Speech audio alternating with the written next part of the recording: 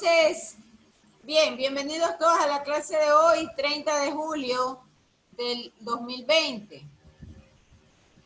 Nos quedamos en las últimas clases sobre el tema los temas de el vulcanismo. Estábamos también hablando sobre el ciclo de las rocas y habíamos visto lo del ciclo de Wilson. Entonces, ustedes tienen en su campus virtual también colgado la teoría de las placas. Tanto aquel documento completo donde está explicado inclusive con ejemplos de incidentes a nivel mundial, de los terremotos, de los sismos, explicado también cómo es el movimiento de las placas, las convergentes, las divergentes, el movimiento paralelo. Todo eso está ya en su campus virtual, colgado ya desde varias semanas. No está de más abrir una de las láminas y recordar, ¿no?, lo del asunto del vulcanismo y de esto que son partes del volcán. Identificar que hay un cráter, hay un cono como tal, está la chimenea, que es la distancia o el ducto de salida, ¿no? Ese espacio de salida entre la cámara magmática que está cerca a la tercera capa, me parece, a la tercera capa, ¿no? Y esta cámara magmática que contiene el magma es conducido luego por la chimenea para luego ser expulsado. Y por supuesto hay una nube de expulsión también presente. Ahí tenemos una gráfica más detallada, ¿no? Está la nube eruptiva, está está también el material piroplástico, que son esas como bolitas rojas incandescentes que están saliendo. Está la colada de la lava y la caída de cenizas. Entonces, esto como para hacer una retroalimentación de la clase anterior. ¿Qué más veíamos la clase anterior?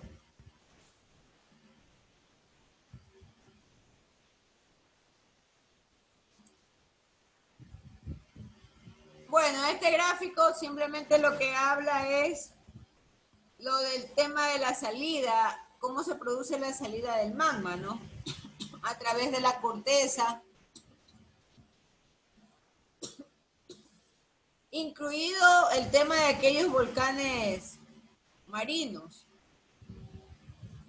que siguen las mismas estructuras, exceptuando que el tema del material piroplástico es mucho más complejo o más difícil de identificar, porque estamos hablando de volcanes ubicados en las formas continentales.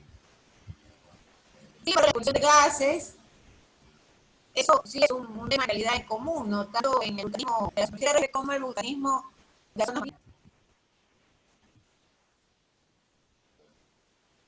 Hoy vamos a entrar con un nuevo tema. Y el nuevo tema es el de la cosmoquímica.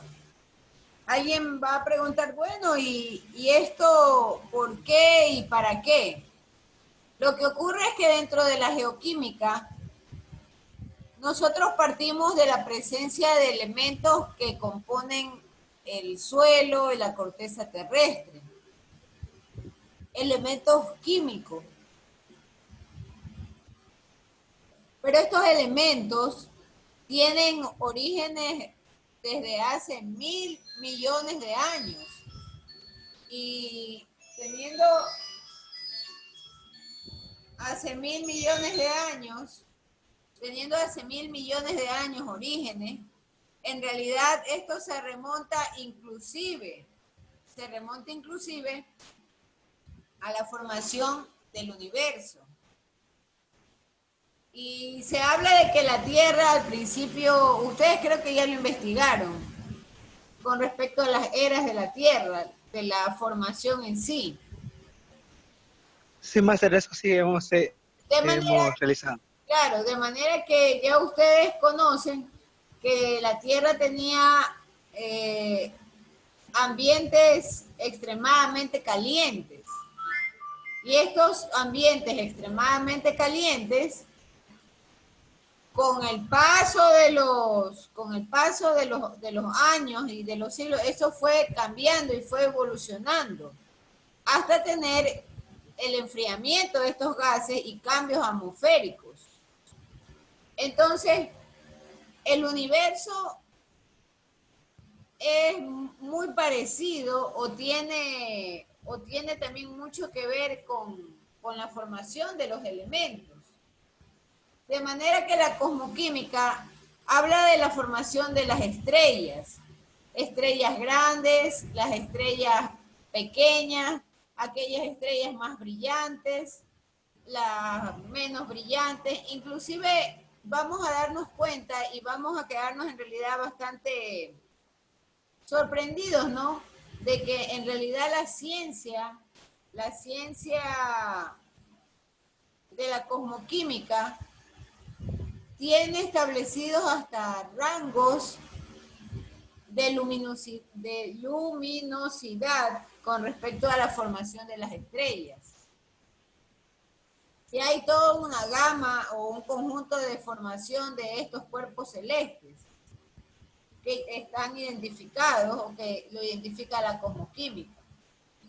Entonces, la cosmoquímica estudia el origen del universo y, por supuesto, lo relaciona con el desarrollo de elementos químicos y de los isótopos que existen en este universo.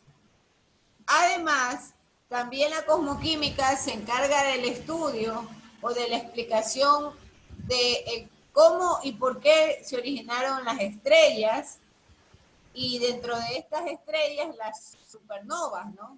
Las estrellas supernovas. ¿Cuáles son los objetivos? Los objetivos es los químicos que existen en el sistema solar y comprender cuáles son los porcentajes y la abundancia de ellos en el cosmos.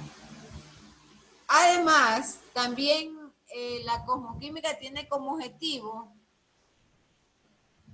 analizar los procesos de la composición de la Tierra y de su formación propiamente.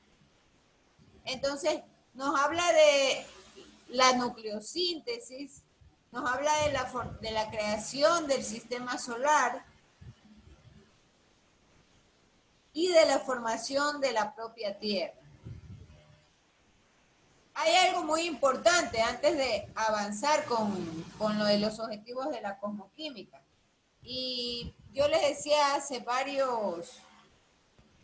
varias semanas cuando iniciamos este curso, que los estudiosos de la física y los estudiosos de la química determinaron también leyes importantes que explican justamente el tema de energético, porque todo el cosmos y la Tierra obedece a la energía finalmente. Y al momento de hablar de la energía y de la conservación de la energía, tenemos el enunciado de la primera ley de la termodinámica. Entonces, yo recuerdo que Félix me preguntaba, bueno, ¿y cómo vamos a insertar los temas de la termodinámica? Es justamente en este momento en que vamos a conversar sobre la primera ley de la termodinámica. Y la primera ley de la termodinámica habla de que existen fuerzas que se convierten en trabajo. Y estos trabajos este trabajo en realidad se realiza con el fin de poder mover masas. La primera ley de la termodinámica habla de la conservación de la energía. Entonces, nada se crea, nada se destruye, todo se transforma. Y eso es exactamente lo que ha pasado con la Tierra, con el universo y con el gran cosmos.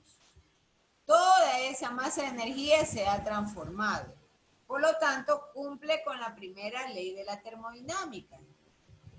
Cumple con la primera ley de la termodinámica.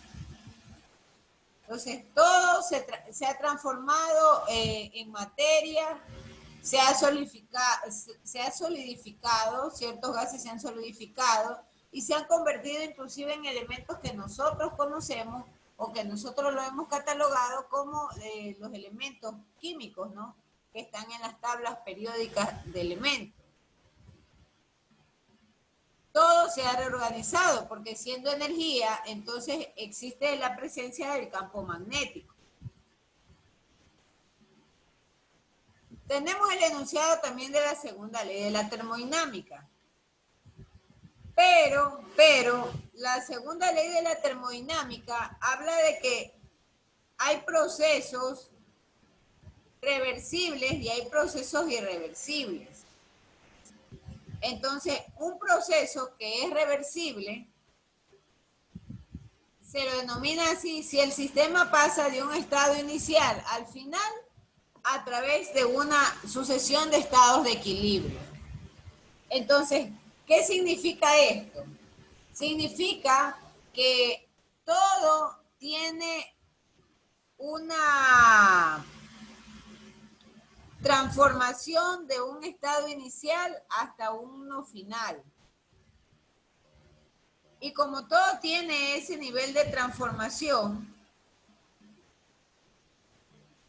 durante ese proceso de transformación, siempre voy a estar buscando el equilibrio con lo que hay en el entorno. Aquí vale hacer un paréntesis y voy a sacar la pizarra para poder graficar a qué se le llama el concepto del sistema. ¿Y por qué me estoy refiriendo yo a las fuerzas? ¿Y por qué yo me estoy refiriendo al trabajo? ¿Por qué me estoy refiriendo a la energía?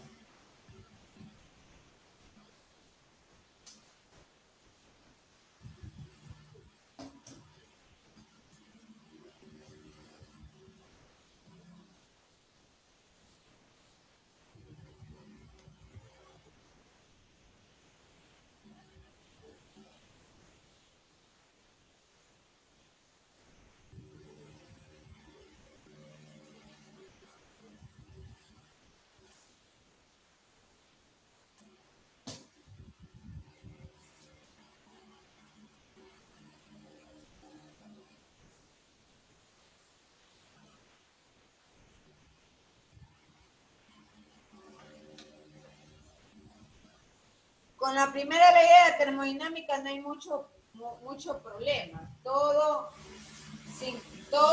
se transforma. No hay desperdicio en realidad de nada. Inclusive estos enunciados de estas leyes nos llevan a pensar un poquito más allá, ¿no? Entonces, si yo no puedo destruir nada y todo se transforma, ¿qué pasa cuando morimos, no? ¿Qué sucede con nosotros? ¿Hacia dónde va, entre comillas, esa energía que cada uno de nosotros posee, ¿no? Y alrededor de todas, y alrededor de la filosofía y de el análisis de todas estas leyes físicas y químicas, realmente nos deja mucho que pensar, ¿no? Con el tema de la transformación. Entonces, se habla, por ejemplo, de casos como la transferencia de calor en cualquier proceso. Ese es un ejemplo típico, ¿no? Que muestran o piden los especialistas en física. ellos dicen, bueno, si hay transferencia de calor, al momento de yo verificar la transferencia de calor en cualquier proceso, yo ahí tengo un caso típico de transformación de energía. No se desperdicia, simplemente se transforma cuando analizamos a las máquinas térmicas y convierten esa energía térmica en otras formas útiles de energía, como por ejemplo la electricidad, ¿no? Todo se transforma. Pero sin embargo, esto tiene que ver con una fuerza y tiene que ver con el trabajo que se realiza en estos sistemas. Entonces, un sistema, usted lo asume como un todo. Este es un sistema. Dentro de este sistema yo puedo definir límites. Y de hecho, para el estudio de los casos, yo debo definir los límites de los componentes del sistema. Que puede ser una máquina, que puede ser un proceso industrial, que puede ser cualquier cosa.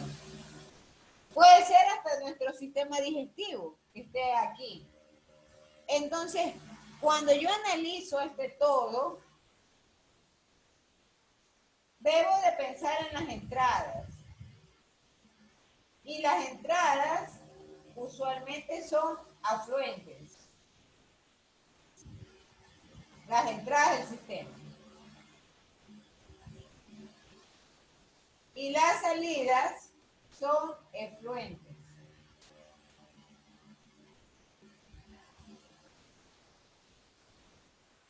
Entonces, energéticamente, la energía que entra,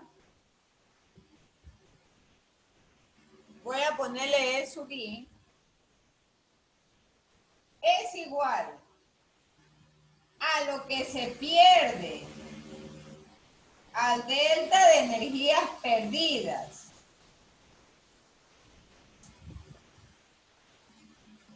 más la energía final. Aquí hay una energía final.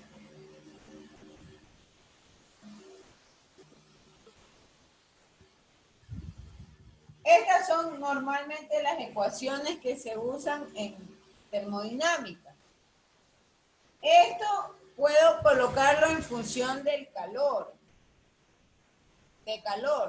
o puedo colocarlo en función de trabajo. El trabajo es un concepto que está muy asociado o muy vinculado a la energía. Yo puedo inclusive afirmar que el trabajo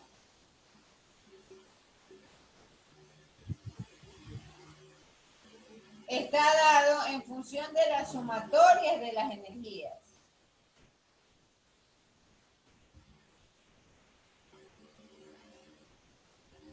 Y el trabajo como tal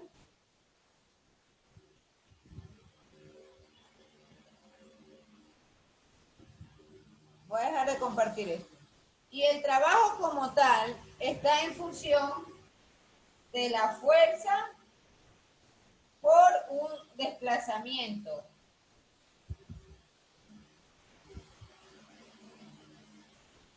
¿A qué viene todo esto?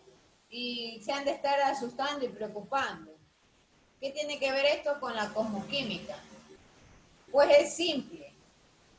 Si yo tengo que la energía inicial es igual a un delta de energía perdida en el sistema más la energía final, ¿qué significa? Significa que en este sistema hay eventos que generan desgaste.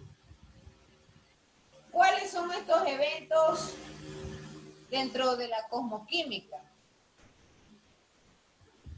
Un evento pudiera ser el calentamiento de una estrella o puede ser también una pérdida de energía el desplazamiento de un cometa. El desplazamiento de un cometa. ¿Por qué? Porque finalmente todos absorben energía del Sol. El Sol es la fuente principal del sistema solar. Y entonces el Sol también tiene dentro de este sistema sus pérdidas. ¿Qué puedo yo registrar, por ejemplo, como pérdidas? Nosotros hemos estado estudiando la estructura de la Tierra y hemos estado hablando de cambios y movimientos de placas, hemos estado hablando de vulcanismo, hemos estado hablando de destrucción y construcción de superficies, todo eso hemos estado hablando en estos días. Entonces, esto es parte de este sistema que genera estas pérdidas. Ojo, no se transforma, son pérdidas. Son pérdidas. Y que responden o dan afirmación a la primera ley de la termodinámica. Nada se destruye. Puede haber en un sistema pérdidas y esta pérdida en realidad es una, no quiero usar la palabra transformación porque técnicamente no es correcto decir eso. Pero sin embargo, esta pérdida es pérdida energética. Pérdida energética cuando el magma tiene que salir del núcleo y tiene que dispersar su material piroplástico. Pérdidas porque los gases tienden a bajar sus concentraciones cuando salen a la atmósfera y les toca cambiar o regular la temperatura. Ahí hay pérdida. Y esto está muy de la mano con el trabajo, porque finalmente tiene que haber una fuerza, y llámese fuerza, por ejemplo, al tema de la fuerza gravitacional, llámese la presencia de fuerzas por los campos magnéticos que hay tanto en la Tierra como en el universo, y se cumple esta ecuación, finalmente. Preguntas, señores, hasta aquí. Preguntas. Sí, maestra, yo tengo una pregunta. Buenas noches. La escucho, doña Teresa. Ya, usted hablaba, o sea, no me quedó claro con respecto a lo que, a la primera ley de la física, sí, que nada se destruye, todo se transforma. Pero también hablábamos aquí que dentro del sistema que usted dice hay pérdida de energía. Entonces, quería saber, o no entendí, si esta energía que se pierde no se canaliza en algún flujo de algún otro lado. Porque, por ejemplo, si hablamos del vulcanismo, la lava que sale del magma, que sale en forma de lava, esa sí se transforma porque prácticamente se solidifica y vuelve a ser roca, entonces se transforma en roca. Pero con respecto a lo del sistema, a las pérdidas de energía, si no fluye en algún otro lado para poderse transformar en algo. Bueno, regresamos a este concepto. Cuando estas pérdidas se transforman, por ejemplo, veamos el caso de la roca. Estamos hablando del paso de rocas ígneas a rocas sedimentarias, ¿verdad? Ese es un ejemplo. Correcto. Entonces, ahí ya estamos analizando un nuevo sistema.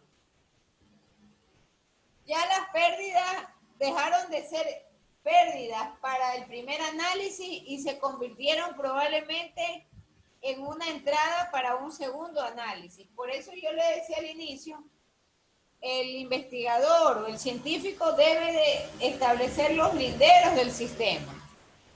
No puedo decir que el sistema es todo. Un sistema tiene sus linderos. ¿Y quién lo define? El que está analizando. Y el que está analizando justamente esta ecuación. ¿Qué es lo que entra? ¿Qué es lo que se perdió? ¿Y qué es lo que salió? Ya, ahí le entendí.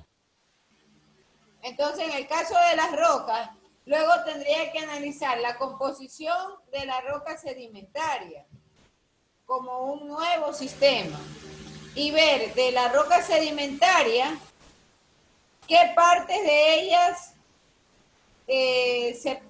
simplemente formaron o elementos, veamos los elementos, ¿no? Elementos que se diluyeron en agua, por ejemplo. Entonces ya eso es un nuevo sistema y un nuevo análisis. Esto lo único que responde es la primera ley de la termodinámica. Me es una pregunta, por favor. Sí, le escucho. Bueno, no una pregunta, como es una duda. Yo había leído hace tiempo atrás, y creo que un profesor me lo dijo, no recuerdo muy bien, que lo que usted nos acaba de explicar sobre que la energía se va perdiendo gradualmente, dependiendo del sistema, se puede explicar con la forma en que nos alimentamos los humanos. Por ejemplo, él me dijo que supongamos que una planta tiene alrededor, conforma así un porcentaje de energía del 100%. Este porcentaje de energía, al ser consumido por un herbívoro, dentro del herbívoro solo es aprovechado el 50%. Si nosotros nos alimentáramos ese herbívoro, o sea, la vaca, solamente aprovecharíamos el 10% de la energía de la planta. O sea que durante cada proceso se va perdiendo energía. Hasta llegar así. Y si nos consumieran a nosotros, la energía de la planta se perdería por completo. Ya, eso es otra cosa y es otra temática. Eso tiene que ver con el flujo de energía como tal, el flujo de energía en la pirámide alimentaria. Eso es lo que tú estás tratando de mencionar. Entonces, pero te voy a responder, aunque eso está un poco fuera de contexto. Fuera del contexto de la cosmoquímica y fuera del contexto también de lo que estamos revisando.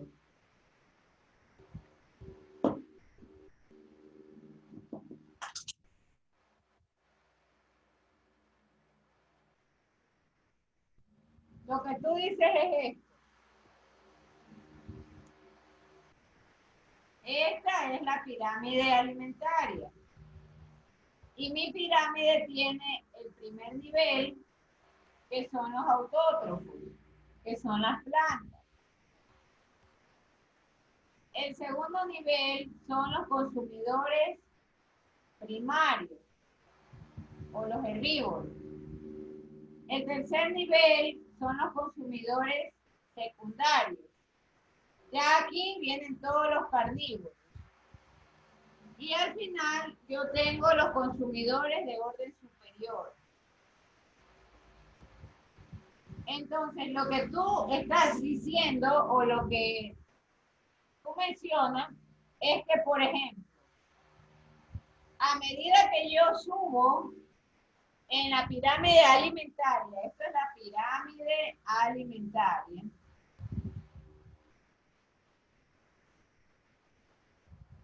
existe mayor gasto de energía.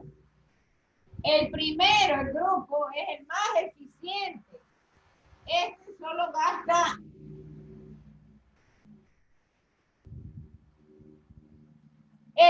gastará, ¿qué puedo decir? Este es 99% eficiente en capturar energía.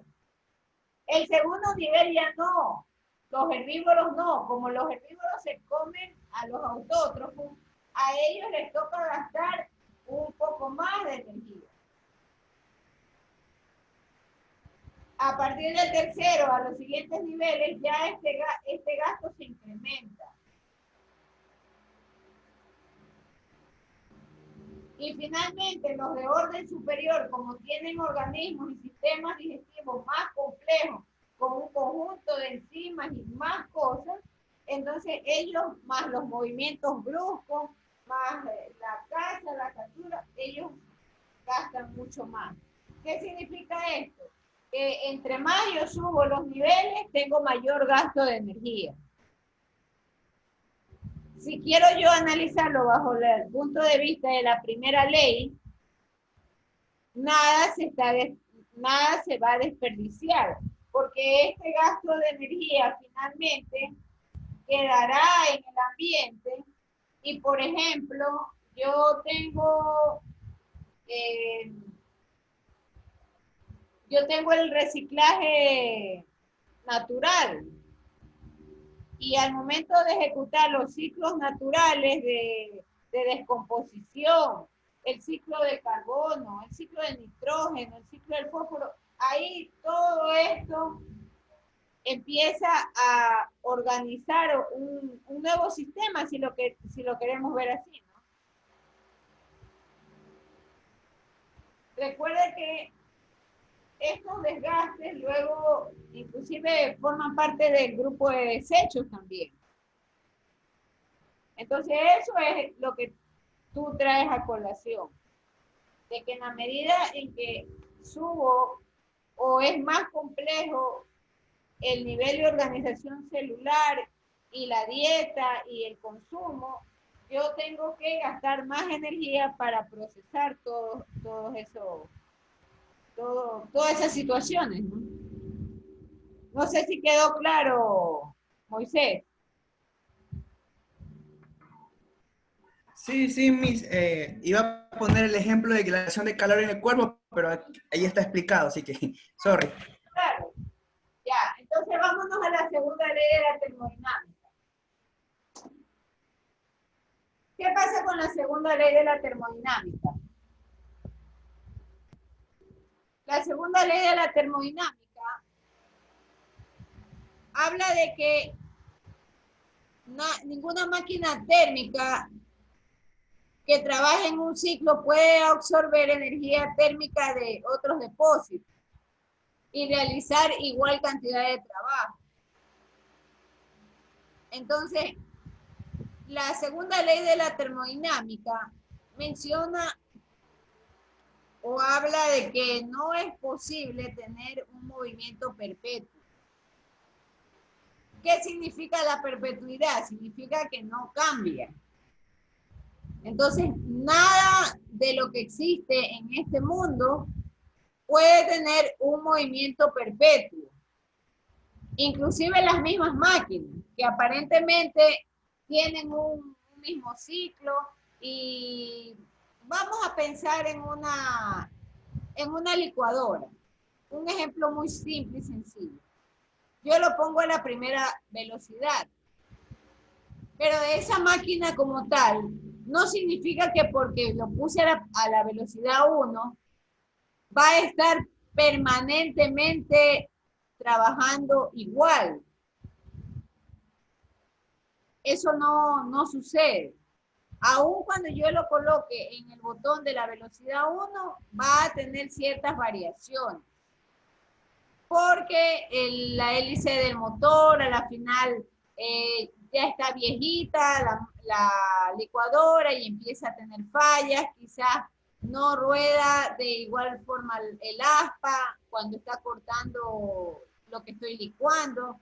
Entonces no existe el movimiento perpetuo. ¿Qué más ocurre? Ocurre que hay el tema de los procesos irreversibles. Entonces, dentro de los procesos irreversibles, tenemos que es aquel que en el sistema y su rendimiento no pueden regresar a sus estados iniciales. Un ejemplo clásico de esto son las reacciones químicas.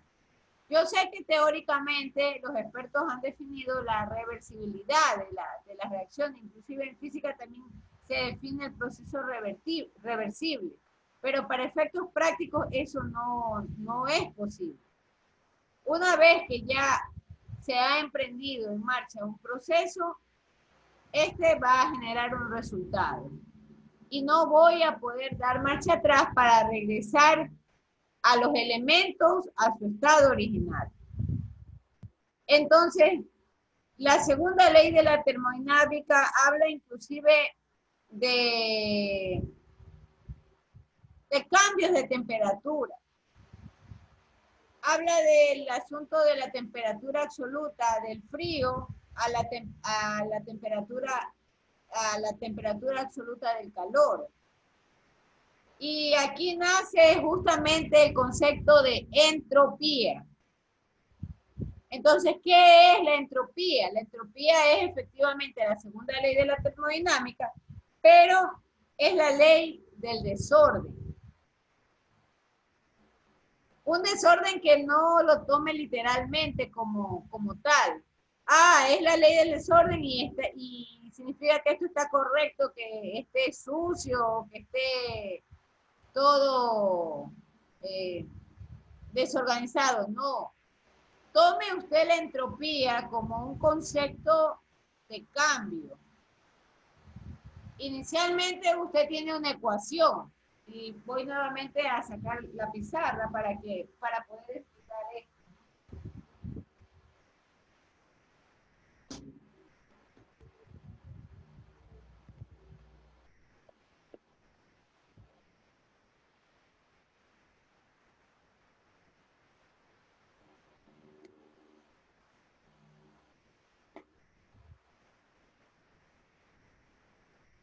Entonces, en las reacciones yo tengo un producto A más un producto B y que reaccionan y me generan el producto C. Entonces, ¿dónde se produce el desorden? Aquí.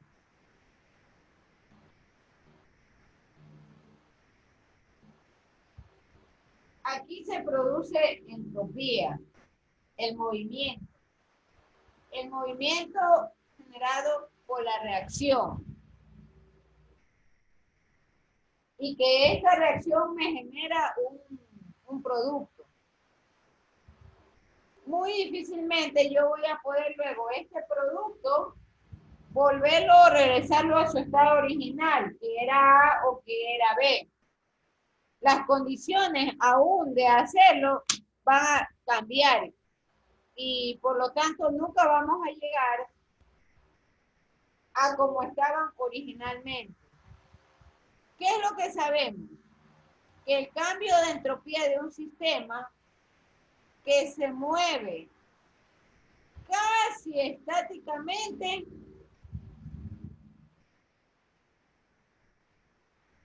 este cambio no es otra cosa luego sino llegar a un estado de equilibrio. Entonces, un sistema lo consideran los expertos que puede moverse reversiblemente entre dos estados de equilibrio. Pero, sin embargo, los estados iniciales y los estados finales no necesariamente van a ser los mismos y no voy a poder yo regresarlos a como partió en realidad el proceso. Entonces, hay un científico experto que es Clausius. Ustedes van a investigar quién es Clausius y qué teoría o qué ley desarrolló Clausius. Clausius investigó sobre el cambio de la entropía en los sistemas. Y él justamente habla del proceso reversible cíclico que finalmente, debido a la segunda ley de la termodinámica, es cero. El cambio de la entropía de cualquier sistema reversible cíclico es cero. ¿Por qué? Porque no existe. ¿Qué más podemos nosotros aprender o entender de la segunda ley de la termodinámica? Más de pocas palabras se podría decir que la termodinámica es el desorden molecular de un sistema. Perdón, ¿puede por favor repetir? Se podría entender que la entropía es el desorden molecular de un sistema. Así es, así es. Pero un desorden molecular que me va a generar un nuevo estado, pues, o que me va a generar un producto. Un producto nuevo, a partir de la unión de dos productos. Claro, y este producto que yo puedo analizar la entropía total, del sistema, como quien dice, aislado de cualquier otra inherencia de factores, siempre va a aumentar o siempre va a ser mayor en los procesos irreversibles. Eso es parte de la segunda ley de la termodinámica. La entropía total, voy a anotarlo por aquí.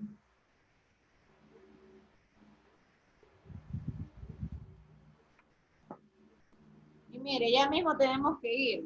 Y no he empezado nada de lo que quería yo avanzar. Bueno.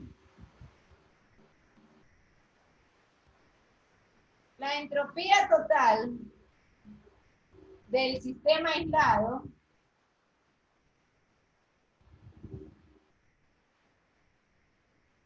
nuevamente, ahí viene la pregunta de doña Teresa, cuando ella me decía, pero ¿y el sistema qué es? El sistema lo defino yo. El sistema tiene las variables que el investigador determine. Porque si yo me dejo influenciar por todas las variables existentes, sencillamente nunca voy a llegar a ninguna conclusión. Y no voy a llegar ni a aterrizar con ninguna ley de ningún tipo. Entonces, la entropía total del sistema aislado siempre será mayor o siempre aumenta en los procesos irreversibles. En un proceso irreversible. Entonces, la entropía total sigue siendo un desorden que siempre va a aumentar en cualquier proceso, Porque para efectos prácticos los procesos son irreversibles, no se pueden retornar a su estado original. Finalmente, el cambio de la entropía del universo, entonces con esta conclusión de la segunda ley, el cambio del universo, de la entropía del universo, siempre va a ser mayor. Siempre va a ser mayor. Porque siempre está, por ejemplo, una estrella está muriendo, o lo que las películas de ficción a veces nos muestran, ¿no? La destrucción de una estrella, o la destrucción de un planeta. El hombre no tiene la última palabra de lo que existe o no en el universo. Y entonces, científicos como Stephen Hawking estudiaron los famosos agujeros negros y llegan a la conclusión de que el agujero negro es como una especie de lugar de captación energético que chupa o roba de la energía total del universo, inclusive hasta materia. Pero Entonces, adentro a ver, Felipe. existe la singularidad. Pero dentro del agujero negro existe algo que se llama la singularidad según las teorías de Hawking. Y es donde todo como que pierde forma y también pierde masa. Correcto, pero ojo, sigue siendo energía. Sigue siendo energía. Entonces, debido a circunstancias como la presencia del agujero negro, o la destrucción de estrellas, o el desvío de alguna pequeña luna, o de algún cuerpo celeste, todo esto es irreversible. Se lo cataloga como proceso irreversible. Y por lo tanto, la entropía del universo siempre va a ir en aumento. Pregunta, vamos a quedarnos hasta ahí. Máster, una pregunta. ¿Y la entropía del universo en algún momento avanzará y prácticamente acabará con todo? Bueno, el estudioso de eso, que inclusive escribió hasta un libro, Stephen Hawking, él hablaba de una posible destrucción, pero de la Tierra, ¿no? De la Tierra, de otros planetas. Es posible. Como también es posible que estos agujeros negros conforme la entropía del universo avance, también se expanda. Es posible. Listo, más. Pero hasta que eso ocurra, déjenme decirles que va a suceder muchos millones de años y ya no estaremos vivos para ver esas catástrofes. Habremos reencarnado varias veces. Ya eso no estaremos, probablemente ya nosotros habremos cumplido con nuestro ciclo de devolución de todo, ¿no? De nutrientes, de energía y todo, al universo como tal. Bien, prendan por favor las pantallas. Antes de que termine, tengo una pregunta. A ver, doña Teresita, le escucho.